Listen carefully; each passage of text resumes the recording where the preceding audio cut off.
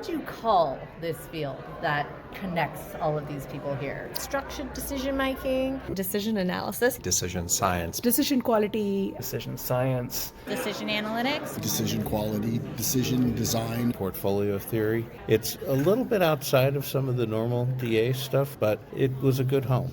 Yeah. Regardless of what you call it, we all cared about supporting a great decision every time. Hi, Michelle Florendo here, and welcome to Ask a Decision Engineer. Listen in and find out how to untangle big decisions with less stress and more clarity. Whenever I introduce myself as a decision engineer, many people think it's something I made up. It's not. It's something I studied at Stanford. You can read the full explanation on my website, but what I really want you to know is that this fascinating discipline goes by many names: decision analysis, decision science, decision quality, each highlighting different aspects of how we help people make better choices in work and life. In this episode, I'll introduce you to the professionals who've been in this hidden field that's been quietly improving decision-making for decades, and show you why it matters for decisions, big and small.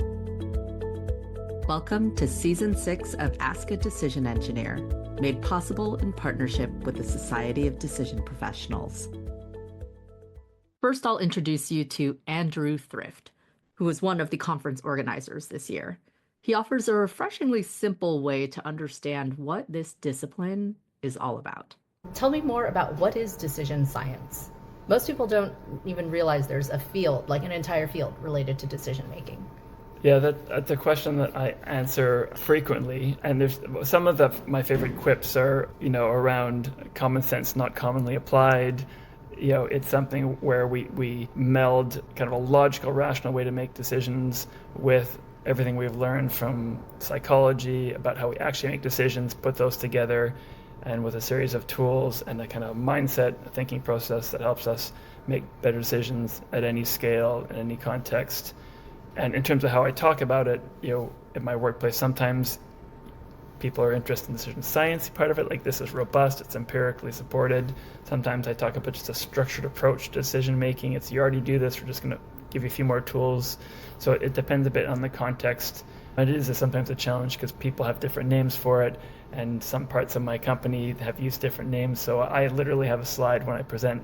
You may have heard it by all these names. Can you tell me what are all the names that are on that slide? So there's a structured decision making that's come from a natural resources management perspective, decision analysis, sometimes decision quality, decision science, and we've kind of landed on decision quality as kind of the one to choose.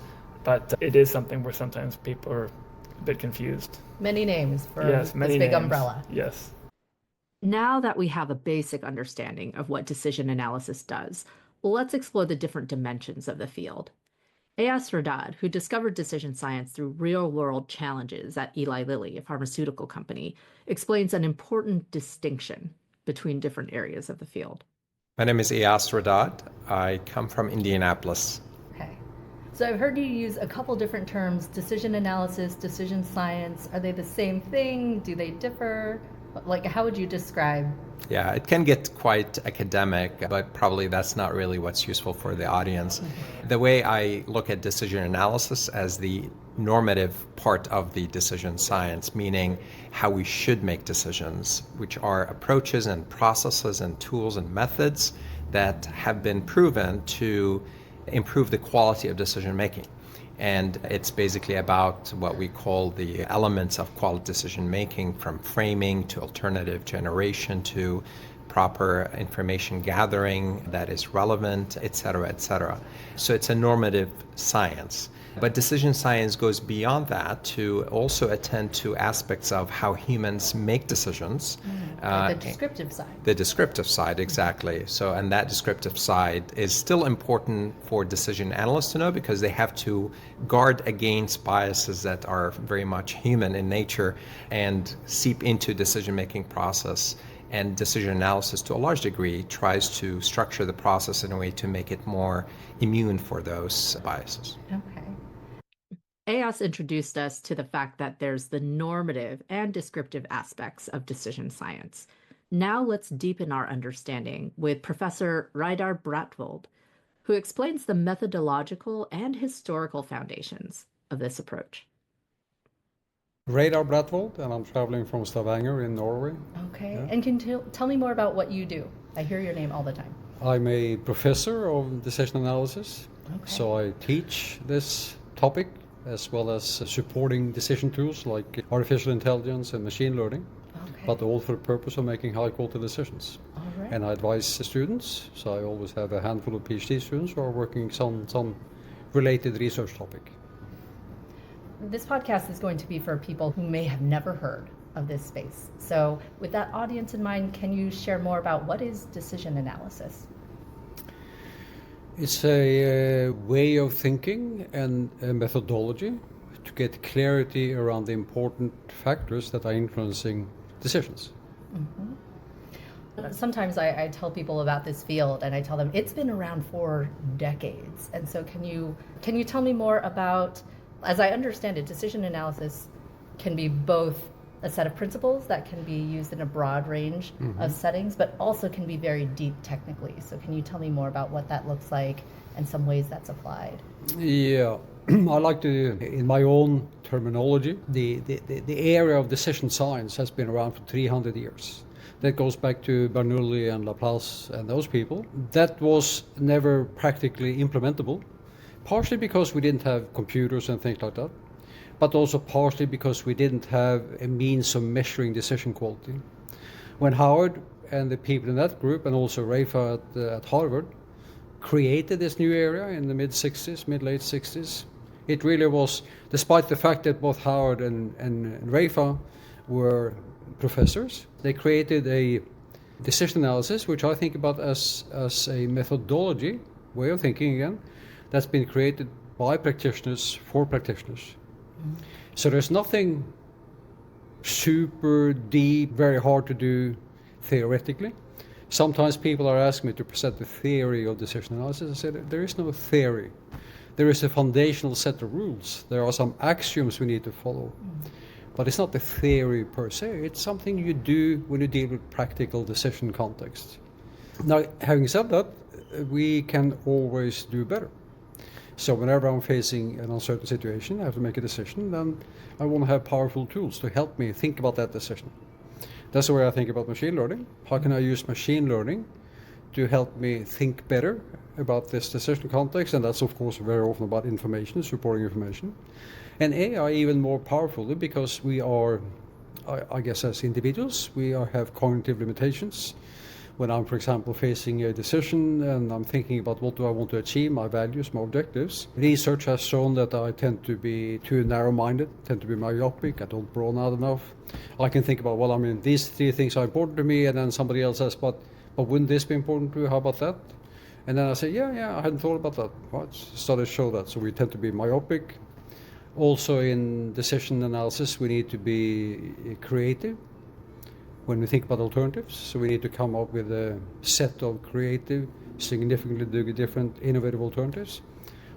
People, corporations are struggling with that, often home in on a single one, may find two, but then we don't look at the space of possibilities, right? And often experience show that the best alternative is some hybrid combination of others.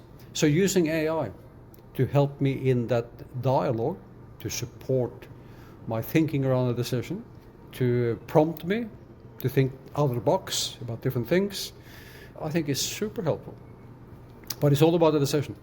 And at the end of the day, the decision maker has to make the decision. You can't tell AI to go ahead and make the decision. Let me modify that. There are certain automation or automatic type decisions where you could have the decision maker say, I'm going to construct my AI helper in such a way that it also makes a decision. But in principle, it's the individual who make decisions. But I like to have these tools, incredibly powerful tools, to help me think better about the decision that I'm about to make. Professor Bratvold talks about how this field is really about improving how we think about decisions and how technology can also help us with that thinking. But there's ongoing debate about what to call the field and why terminology matters. Long-term practitioner Audrey del Vescovo shares her perspective on the limitations of certain labels. Hi, I'm Audrey del Vescovo. I came in from Melbourne, Australia, and I've been a member of the Society of Decision Professionals ever since its inception. In fact, I was a member of DAG, the Decision Analysis Affinity Group, before SDP. Okay, all right. So you've been in this field for a while, and what would you call this field that connects all of these people here? The decision professionals, yeah. Well, some people call it decision analysis. I personally don't like that because it seems to connote a real emphasis on the qualitative number crunching, which can actually have, the unintended consequence of that is that when you're in a company, people think that you are the number cruncher and that's it. And DA is, even though they call it DA, decision analysis, is so much more than that. It's everything from framing all the way through to doing the numbers, getting the insights, and telling a story to decision makers. But sometimes you don't even have to get to the numbers side. You can actually make decisions, well-informed decisions, after just thinking about them and framing them up. Some people call it decision science. That term I don't mind, even though it sounds scientific, but then you have, psychology as a science, and there's a lot of psychology in what we do. There's organisational behaviour. So there's an intersect there that kind of brings in these soft or power skills along with the quantitative ones. So what would I call it? I'm not really sure. But I think I'd stay away from the analysis part and try and make it more encompassing because it is a very encompassing field. Yeah. To wrap up, I'll have you listen to David Matheson, who reminds us that regardless of what we call it, this field is ultimately about serving people who face difficult choices. So what would you call this field or this discipline? I think decision professionals is pretty good. It's people who are committed to a professional standard in decision making and who care about how they make choices in the world.